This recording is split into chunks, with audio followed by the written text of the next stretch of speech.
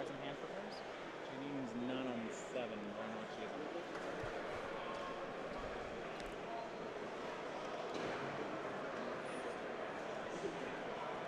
on. Andrew on a 6-card hand here. Jadine has kept 7. Been a long time since we've seen mono blue Tron on the tour here.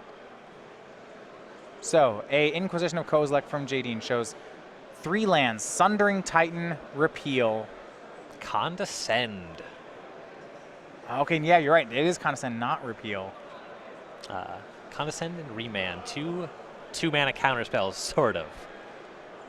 Yeah. 1 Tron piece, a basic island, and a basic island are 2 of the 3 lands here. So Condescend looks like what Jadine may want to take. I talked about this out of mono blue. Discard can poke a hole in this deck much more easily. Yep. She'll take the Remand. Go back to Andrew Wood.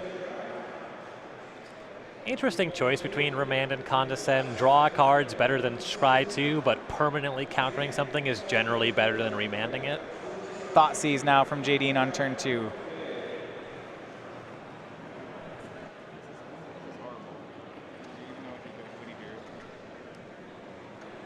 She's going to fire off Thoughtseize, take another one. Then now she'll get the other counterspell. Condescend is gone.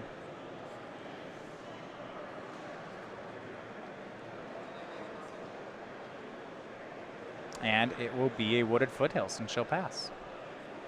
I do like Remand out of a Tron deck, mainly because their late game is so good that if you're just buying time, you don't need to permanently counter a spell. You know, if I can remand you 2 times and then play a Mind Slaver, you know?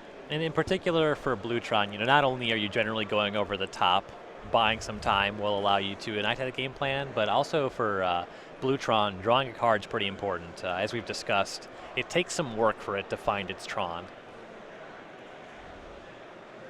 Overgrown Tomb is found on Andrew Wood's end step. So Jadine has successfully picked apart Andrew's hand, but now she's going to need to follow up with a threat of some sort. She's taken both counter spells. He's nowhere near Tron. We'll see what she can do now with this window. Yep.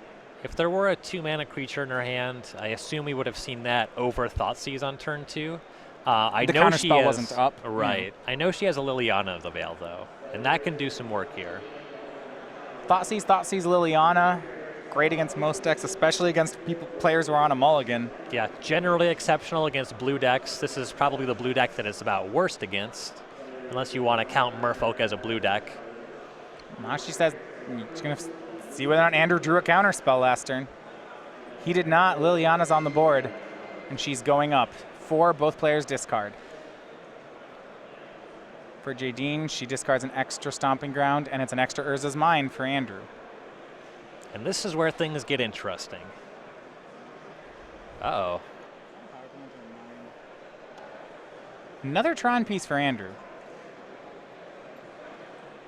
Second Tron piece, that's Urza's Power Plant. So Tower off the top could mean a Sundering Titan time. And Jun's not going to reasonably come back from that if it happens. Nope. It's not going to come back in any capacity. Well, Jadine will empty her hand, though. She pluses Liliana again, then casts Tasigur. She has no cards left. For Andrew, he has 2 cards left. He needs to just peel the tower. Yep. I like Jadine leaving Thoughtseize as her leftovers as well. Nice. Yeah, that is the trick from Jund, right? She needs... I talked about what was she going to do with her window now that she Thoughtseized. The window closes in this matchup. Yeah. Once Andrew hits Tron, he will regain the position he lost. Yeah, she revised that position and actually decided she doesn't want Thoughtseize back even if she activates Tasigur. Another Tron piece for Andrew, but it's not a tower. It's a second power plant. Now we go back to Jadine. Yeah, she left just a land in her graveyard. Andrew's got 20 life points to work with, so Jadine will start by hitting him to 16. Looks like she found something to cast. It's a copy of Dark Confidant. That's an excellent something. Liliana goes up to 6. In response, oh, this is nice. Andrew's going to repeal the Liliana. Okay, that's a strong play. He draws a card. Then both players have to discard. So Jadine discards the Liliana. And this is actually scary. Andrew discarded Expedition Map. Uh-oh. And then says go. Well, if he casts Expedition Map, he could have set up Tron. He wouldn't have been able to keep the Sundering. Well, he would, because Liliana's gone now. Actually, I'm very surprised he didn't just get Tron. Yeah. His last card is still that Sundering Titan. Both players know this. So the options are to leave the option to find Tron in hand or to have your Haymaker.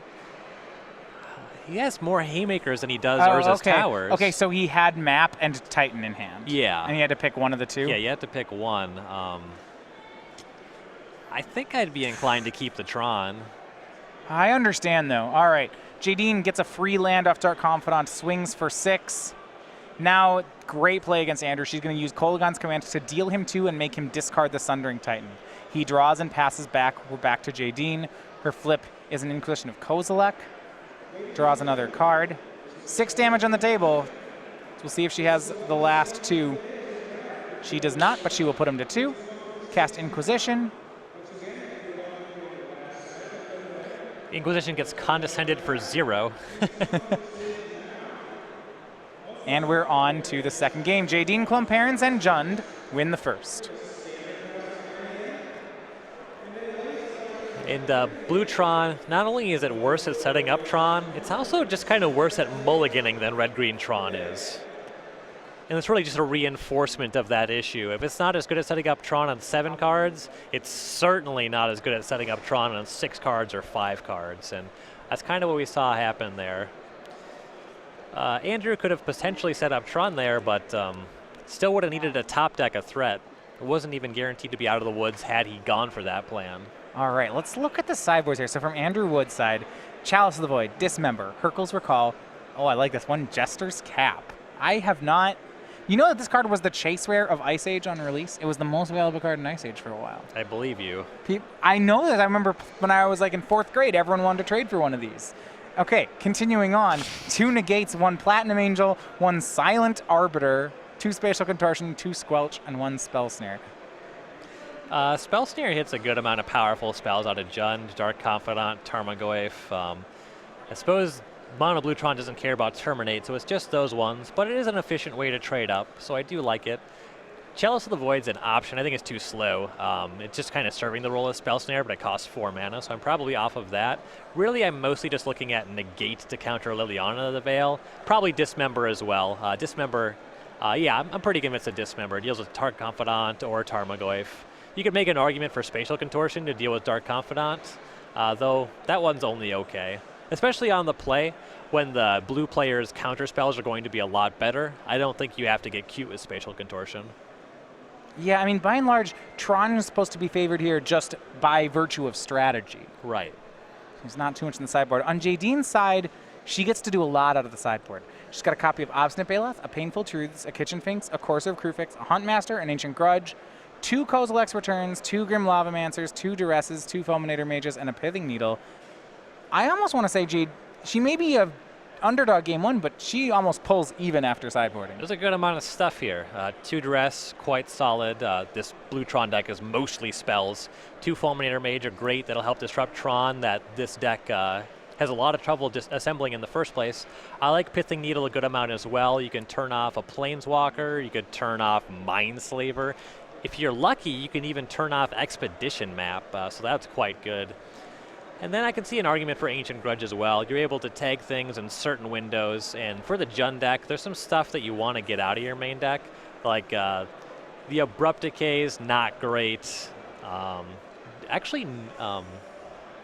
Lightning Bolt, trimming on that card's quite good here. And then Terminate is really not doing much of what she wants to be doing. So decent amount of cards to be taking out and some pretty good options coming in from the sideboard. All right. Well, those of you guys watching us, whether it's on StarCityGames.com or over on Twitch TV, we want to give you a big thank you. We'll be here broadcasting all weekend. So join us over in the feature match area. Of course, you can watch there, and we have some new subscription features that we started in Season 2, so only $4.99 a month. You get access to the subscriber-only chat, in addition to exclusive subscribers-only voting on the quarterfinals. So if there's a person you want to see, a deck you want to see, we let you, as the viewers, decide that when we reach the elimination rounds tomorrow. So that and more, we have all this just through the Twitch subscription program. So if you're not watching us there, it's at twitch.tv/SCGLive. Just head on over to subscribe. Quarterfinal voting, pretty cool new feature. I like that a lot. Andrew's going to be on the play this game. Last game, he was 6-card hand on the draw. And for those of you who are Tron fans, the biggest distinction is between the two versions of Tron. We saw last game that Andrew can get thought seized from this one. Yep. You almost feel like, I know the green Tron players want to be thought seized because it just doesn't matter. Blue Tron is generally better at interacting, certainly on the stack, and red green Tron has a lot more oops, I won. Pithing Needle turn 1 from Jadine. She needles Expedition Map, which is somewhat interesting. What do you think of that? Because Andrew didn't play Expedition Map.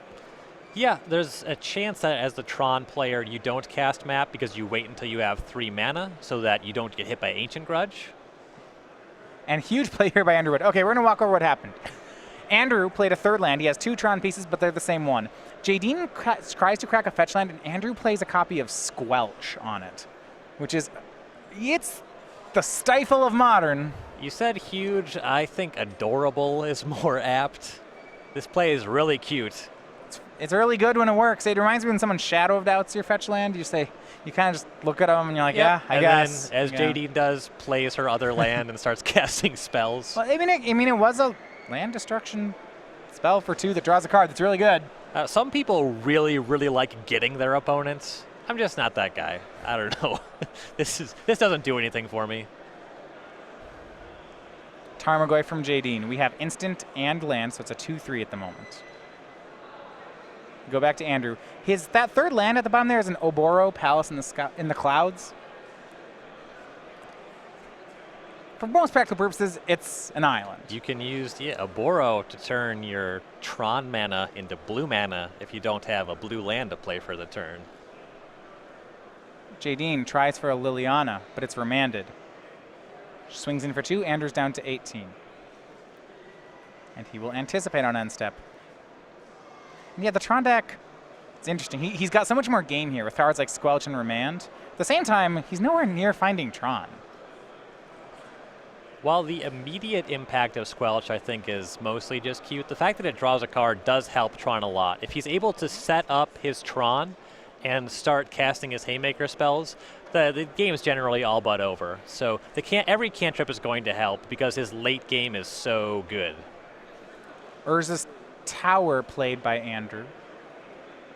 Jadine goes again for the Liliana, and he remands it. So he has a second Tron piece in play now, as he continues to take hits from the Tarmogoyf, but it hasn't gotten past 2/3. Now on end step, he's going to try for a Thirst for Knowledge. Looks like we have a broken sleeve, so he's going to re-sleeve that one. Makes for a very exciting viewing experience. Anticipate found him the tower, and now we'll see whether or not Thirst for Knowledge can find him the mine. He's got 2 power plants there in play. So right now he has 5 lands. And he has an Expedition Map to discard here as well. He is making that Pithing Needle look foolish. Yep. 6 land, there's the mine. So now it's 11 mana for Andrew, and he is gonna go to work.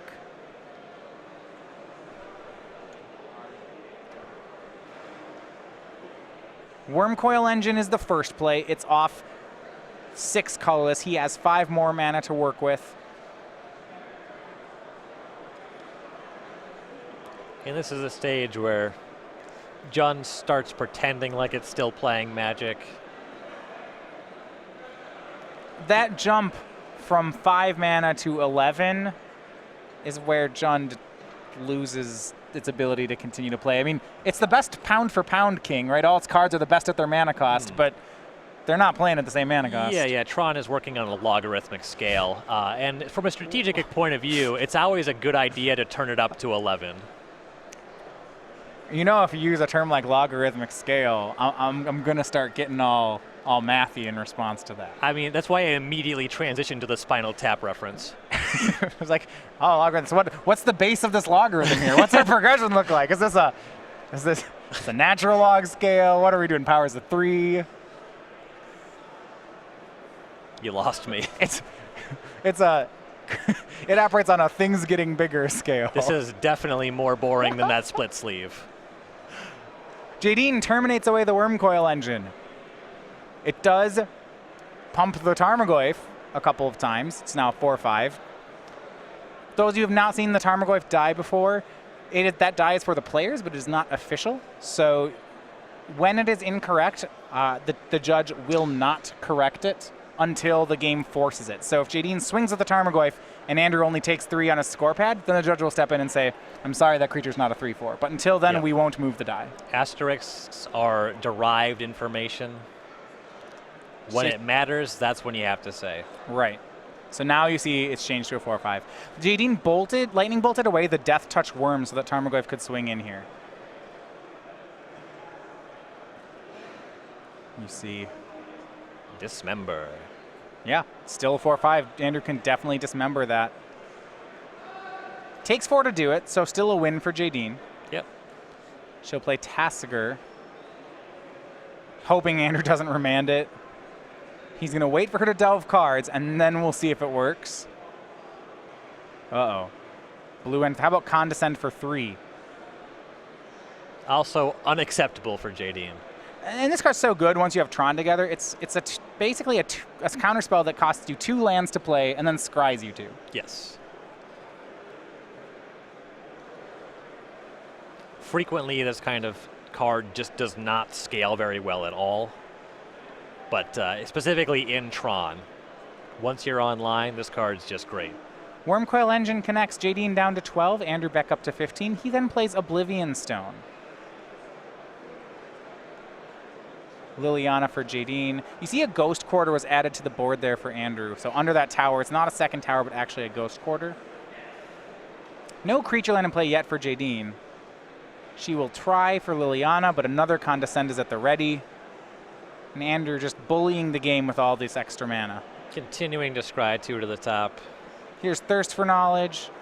3 draws 3 more. Either discards an artifact or discards 2. Looks like he has his one of Snapcaster Mage in hand. And this is some information he gave away. He discarded his second Squelch. So in what's likely to be a game 3, Jadine will know that there are multiple copies of that card. Yeah. Definitely prioritize cracking fetch lands as her first 2 land drops. Yeah, because Jadine will be on the play. You know, if your second land is a fetch, she'll probably just crack it main phase. Yeah, and that's the thing about playing those gotcha cards. If you lose game 1, they lose a ton of value. You get them once. Sometimes you get them every time. When I play a ramp deck, if you play Shadow of Doubt against me, you're going to get me every time. Sure, that's not even gotcha, though. That's just like metagamed for you. She's like, that's just good against what I'm doing. Yeah.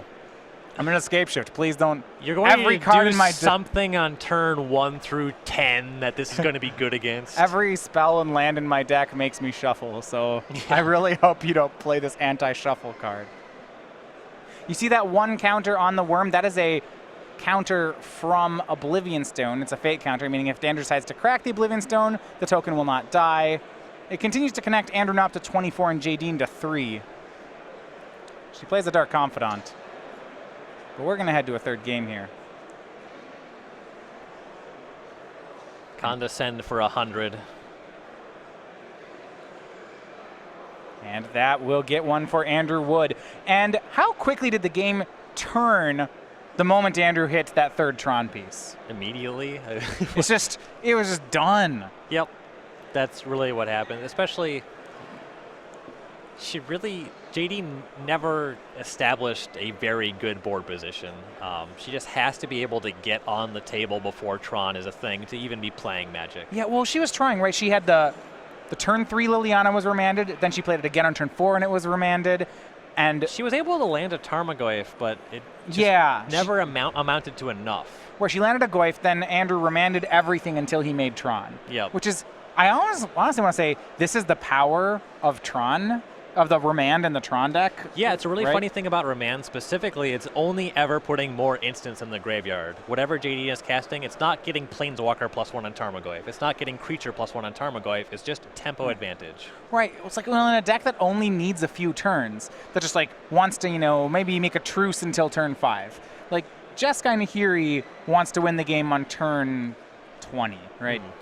But Andrew doesn't want to win on turn 20. He wants to win on turn 6. And if that's your goal, turn 6, turn 5, Remand is a really great card. Yeah. Remand was, of course, a prominently featured card in Splinter Twin combo when that was legal. 4 copies because my job is to make you not kill me before I kill you, hopefully on turn 4. Yeah. Really looked impressive in that game. So we're going to have a deciding game. Remember, the winner of this will improve to 7-0 and be a lock for day 2. Both players 6-0 right now. This is between Andrew Wood and Jadine Klomparens. One thing that over at Star City Games, if you have not followed right now, we over at StarCityGames.com publish the Star City Games newsletter every week. So this is the latest from the SCG Tour. You get the match of the week. Each match of the week will tell you about that. Also, there's exclusive deck lists and tips from featured SCG players and writers on the tour. Subscribing this month, for example, you'll get exclusive deck lists and advice from Emma Handy, currently one of the rising stars, really, on the SCG Tour. Yeah, always impressed by her play. Seldom impressed by her luck. You're not kidding. She has some issues with the top of her deck, but she plays very well with what she has. Yeah, you can catch up on all the event results and get an exclusive comic, and all of this is free, so all you have to do is go to StarCityGames.com/newsletter, or just go to StarCityGames.com and click up in the upper right-hand corner and type in your email address. That'll take you as long. You could do it right now while I'm telling you about it, and you'd already be done. Yeah. Game 3, Jadine back on the play, starts with Raging Ravine. And for Andrew, it's a Tron piece. He plays the tower to start. And Jadine will have the first play of the game in Dark Confidant, sneaking that one under counter spells thanks to being on the play. That's strong. Confidant flips Terminate. She goes to 18. Somewhat curious to see Terminate still in the deck, actually. And you know, there's just an interesting difference between the Tron decks. Andrew had a second Tron piece in his hand, but played Basic Island instead. Yeah, wants to be able to cast an interactive spell on this turn. Jadine goes for Tarmogoyf. Andrew remands. And it looks like Jadine does not have land number 3. So here's a window for Andrew as he plays his second Tron piece. And he has, land for Dark Confidant. Jadine draws Thoughtseize, and she's not going to like what she sees, and that's that Andrew has the third Tron piece in his hand. Yeah. So, Overgrown Tomb untapped. Here is Thoughtseize. She played that land untapped for good reason here. She'd be able to pay 2 for a Condescend if that were the counter spell. But you can't pay 2 for Negate, so she won't get to see Andrew's hand. And 2 damage on the swing, and Tarmogoyf added for Jadine. Sorcery instant, it's a 2-3. Here's Tron, and now Ugin from Andrew. That's 8, he paid for it. -2 exiles all of Jadine's things. And just like in game 2, the moment Andrew finished building that Tron, the game just died. This is an above average turn 4. Oh, turn 2 remand, turn 2 counterspell, turn 2 hard counter, turn 3 hard counter, turn 4 Ugin is good? Yeah, a little Plague Wind, Planeswalker. I don't get it. Doesn't every deck in Modern do this? This is the kind of stuff I like when my deck does. Jadine plays Liliana, but it may not matter in the face of the Dragon Planeswalker. He shoots at Liliana for 3 damage. She drops to 1 loyalty. And he just has Squelch in his hand. Well, she can try to make him discard a card to Liliana, but good luck on that. That's not going to play here, Jadine. Let's see, pluses it. Is he going to Squelch it? That's dumb. No, okay. She discards a Huntmaster. He'll discard a Repeal. The best part is when you play gotcha cards like Squelch, you know they're not discarding them to Liliana. Because you're playing them because you want to get someone with it. So why would you do? You can't do that if you discard it. True. No, in all honesty, it actually looked really good in the Tron deck. Here is Painful Truths. Andrew will Condescend. Scry 2. And Andrew could discard his entire hand and probably still win from this position. Here's a Wormcoil Engine. Ugin takes care of Liliana. But I imagine in the mind of Andrew Wood right now, the one thing he wants to do before Jadine picks up her cards is Squelch anything.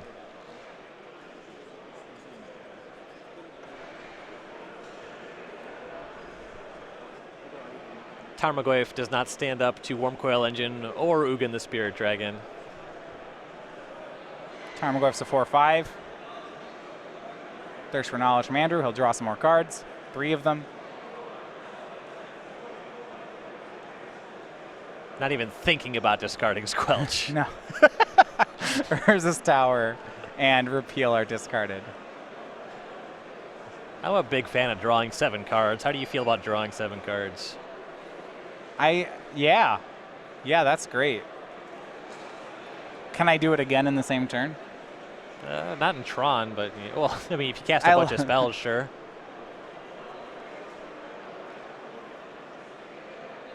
The Wormcoil Engine is terminated. Ugin's up to 11. Inquisition, I see. Oh, now she knows about the jig is up. Yeah, we know about the Squelch. It's going to be no good here. Spell Burst. This is a really... Jadine will scoop to the Spell Burst. Spell Burst is actually unbeatable. Right. It looks like, no, we're done. So you don't know Spell Burst. Maybe you didn't play enough Time Spiral Limited. If you have a zillion colorless mana and a few blue, you counter everything. Yeah, so it's